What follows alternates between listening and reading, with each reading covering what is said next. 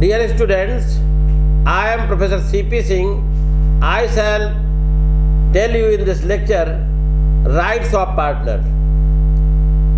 Previous lecture में हमने duties बताई थी पार्टनर की, इसमें जो है राइट्स बताएंगे। राइट्स और ड्यूटीज एक सिक्के के दो पहलू हैं, एक दूसरे पर आश्रित है, अन्योन्याश्रित है। एक पार्टनर की जो ड्यूटी होती है वही दूसरे पार्टनर के राइट्स होते हैं। फॉर एग्जाम्पल सेक्शन 10 में कहा गया है कि पार्टनर की ये ड्यूटी है कि वह हर पार्टनर को उस हानि को, उस लॉस को फर्म की क्षतिपूर्ति करेगा, इंडेमनिफाई करेगा जो फर्म के संचालन में फ्रॉड से फर्म को हुई है। यानी किसी पार्टनर के फ्रॉड के कारण सेक्शन 10 में है, यदि फर्म को कोई नुकसान हुआ है तो वो इंडेमनिफाई करेगा, क्षतिपूर्ति करेगा उसकी। तो वहीं दूसरी ओर जो है दूसरे पार्टनर का एक क्या राइट है, यदि कोई पार्टनर फ्रॉड द्वारा फर्म को कोई हानि पहुंचाता है तो उससे जो है वो क्षतिपूर्ति प्राप्त कर सकते हैं। तो कहने का मतलब ये है, यहाँ पर एक को जो है क्षतिपूर्ति देना है, दूसरे पार्टनर को लेना है। ठीक है, एक का राइट दूसरे की ड्यूटी होगी। तो जो राइट्स है वो मेनली पहला राइट्स है सेक्शन 11 की सेक्शन 1 से निकलता है। राइट्स और ड्यूटी डिटरमिन करने का राइट। सेक्शन 11 की सबसेक्शन 1 ये प्रावधान करती है कि हर पार्टनर अपने राइट्स और ड्यूटीज बाय एग्रीमेंट द्वारा फर्म के दूसरे पार्टनर के साथ, फर्म के साथ जो है एग्रीमेंट द्वारा डिटरमिन कर सकते हैं, निश्चित कर सकते हैं। दूसरा है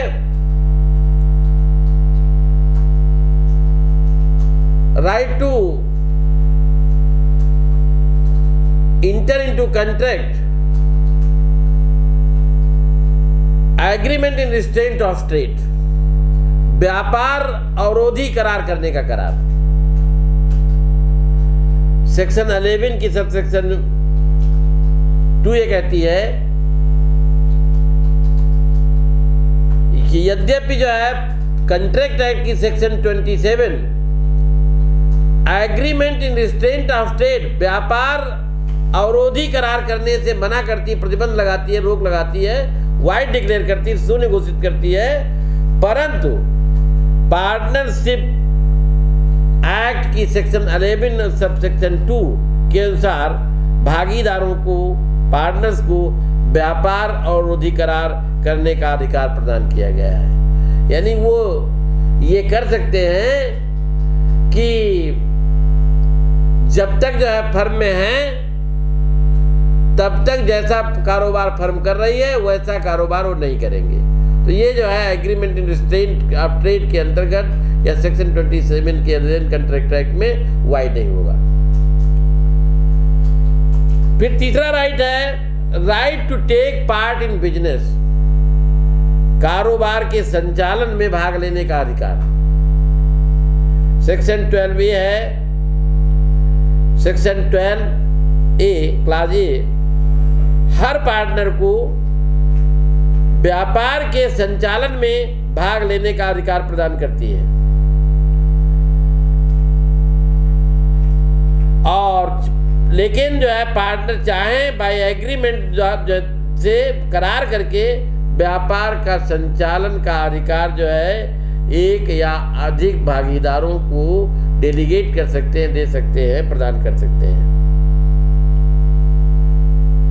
लेकिन जो है प्रत्येक पार्टनर को चाहिए कि वो व्यापार में भाग लेने का अधिकार का उपयोग जो है केवल फर्म के इंटरेस्ट के लिए, फर्म के उन्नयन के लिए, फर्म के डेवलपमेंट के लिए करे, फर्म को नुकसान पहुंचाने की नेचर उससे इंटरेस्ट से नहीं। उदाहरणार्थ सुरेश कुमार वर्सेस अमृत कुमार AIR 1982 का केस है।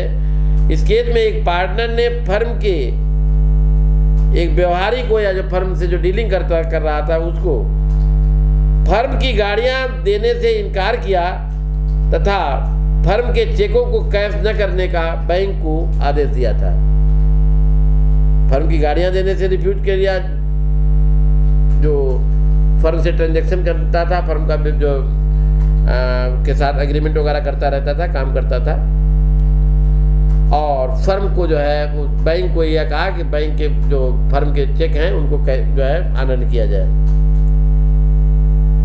दिल्ली हाई कोर्ट ने ऐसे पार्टनर को काम करने से रोक दिया, इसके बावजूद कि जो है उसे व्यापार के संचालन में भाग लेने का अधिकार था।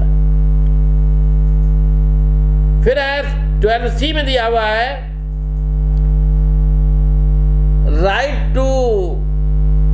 राइट ऑफ मेजॉरिटी, या ये भी कह सकते हैं right to be consulted. Section 12C कहती है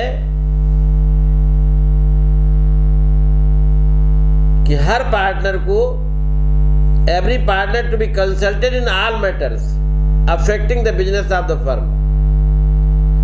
Moreover, every partner has also right to express his opinion before any decision is taken by the other partners. In some cases, the differences of opinion may arise among the partners. All the partners may not agree on a certain point.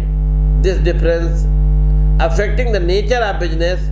In such cases, differences are resolved or settled by as per rules contained in section 12C. 12C में क्या है कि व्यापार से जो है को affect करने वाली मामूली बातों के लिए यदि कोई डिफरेंस क्रिएट हो रहा है तो उसका जो है डिटर्मिनेशन, निश्चय विनिश्चय, डिसीजन पार्टनर मेजॉरिटी से करेंगे, बहुमत से करेंगे। हर पार्टनर को अपनी ओपिनियन देने का राइट होगा, अपनी जो है राय देने का राइट होगा,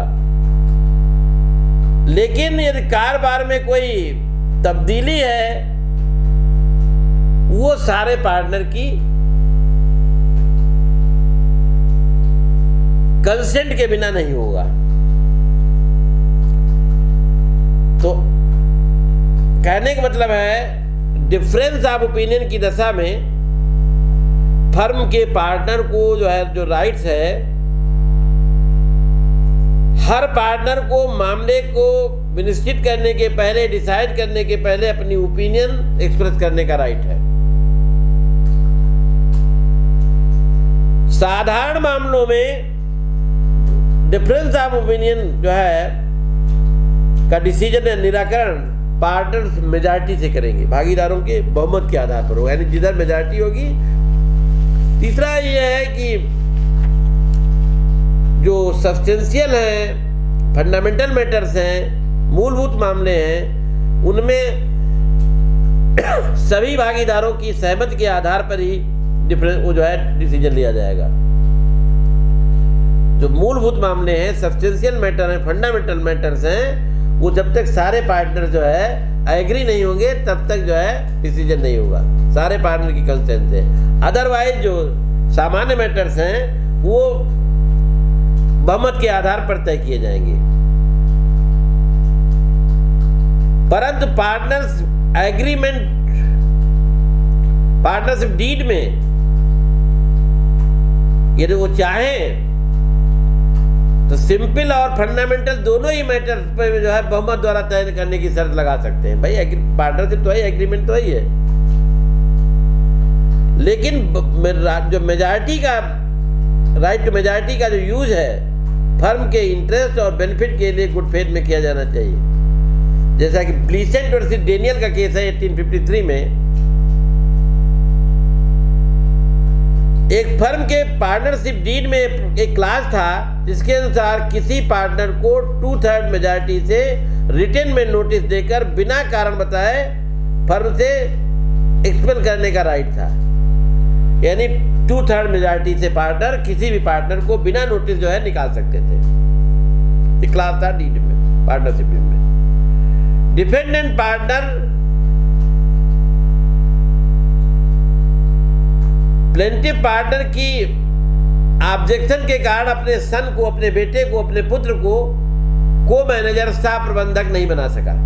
वो अपॉइंट कराना था अपने लड़के को, लेकिन प्लेंटिव पार्टनर की ऑब्जेक्शन के कारण अपने लड़के को जो है सह प्रबंधक नहीं बना सका। इसलिए डिफेंडेंट ने मेजॉरिटी के आधार पर प्लेंटिव को फर्म से निकालने का नोटिस दे दिया। हालांकि था बिना नोटिस निकाल सकता, नोटिस दे दी। न्यायालय ने सारे कार्यवाही रद्द कर दी और फर्म के जो पार्टनर को एक्सपेल किया है उसे अवैध डिसाइड किया। कोर्ट ने कहा कि बहुमत की शक्ति का, मेजॉरिटी का जो है यूज जो है किसी पार्टनर को परेशान या अनुचित लाभ उठाने के लिए नहीं किया जा सकता। नेक्स्ट है फर्म की जो right to have access to books, firm की जो लेखा भैया हैं, रजिस्टर हैं, उनकी जांच करने का अधिकार 12C देती है।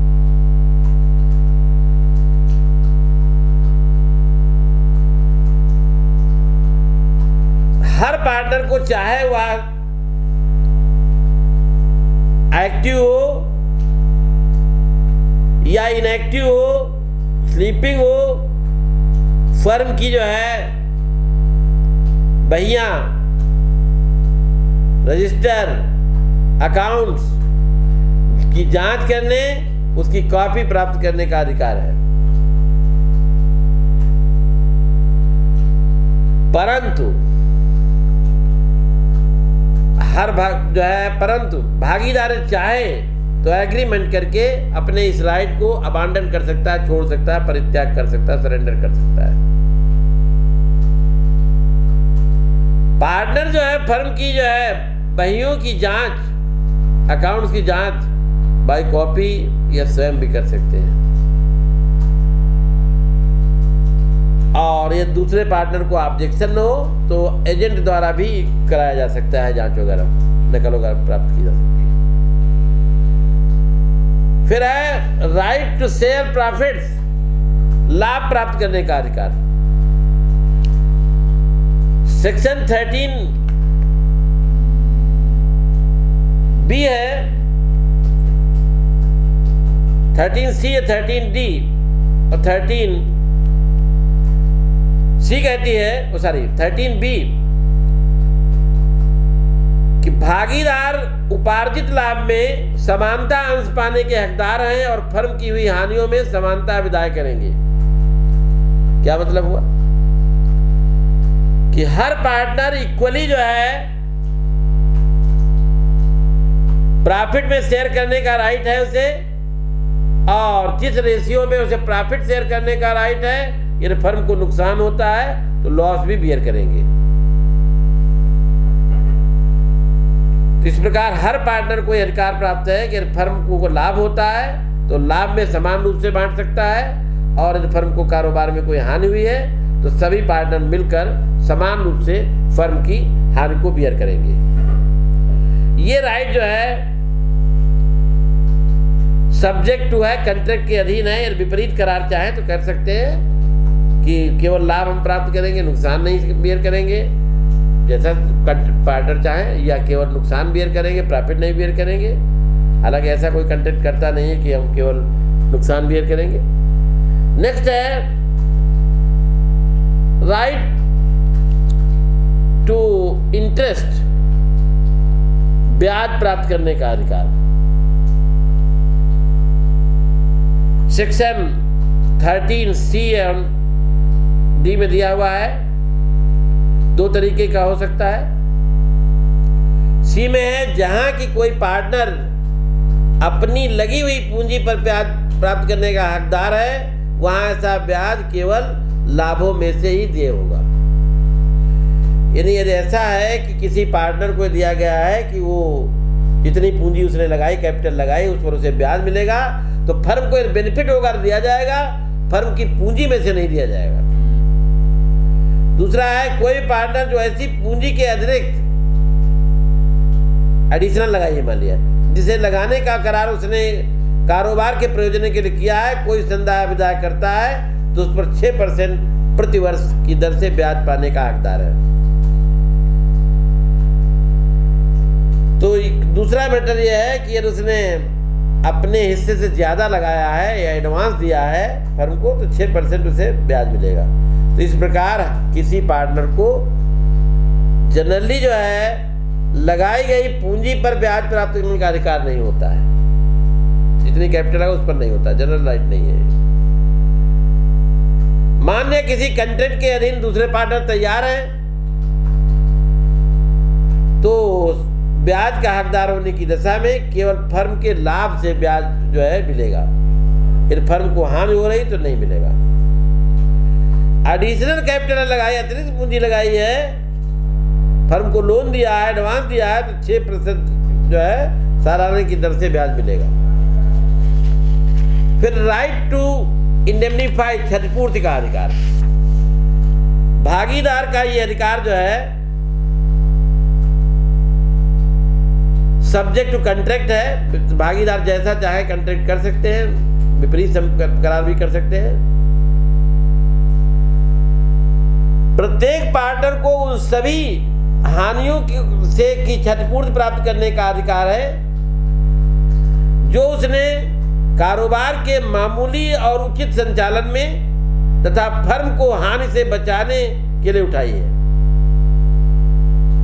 कहने का मतलब यह है परंतु भागीदार द्वारा फर्म की हानि से बचाने के लिए कोई वैसा कार्य किया गया होना चाहिए जैसा कि आर्डेंडी प्रूडेंस वाला पर्सन आपात में वैसी परिस्थितियों में अपनी संपत्ति को बचाने में करता है।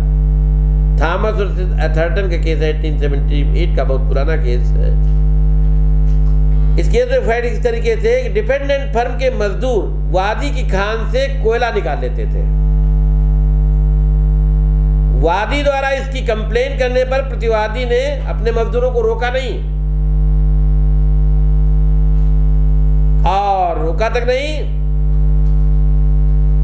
और जिस क्षेत्र से मजदूर कोयला निकालते हैं वो अपनी फर्म का ये ऊपर से तर्क दिया, मतलब मजदूरों को रोका नहीं और कहा हमारी फर्म है।